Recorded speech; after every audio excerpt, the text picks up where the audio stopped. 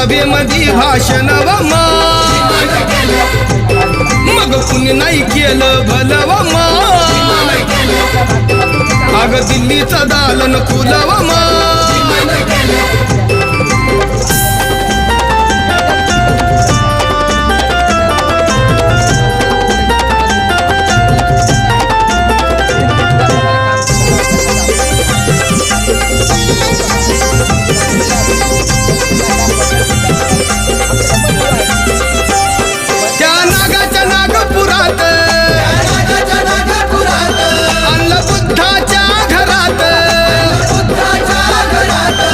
नामकरण हे हा गुन्हा आहे कायदेशीर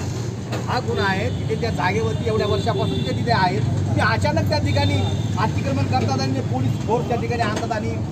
काही त्या कल्पना नसताना की हा विषय काय नुसता मर्यादित मिलिंद शिंदे किंवा गणेश गुणवण्याचा मर्यादित नाही की एखाद्या मंत्रिच्या मर्यादित आहे हा विषय समस्त आंबेडकरी समाज आणि समस्त या देशाचे बौद्ध आणि जगातील बौद्धांचं या विषयाकडे लक्ष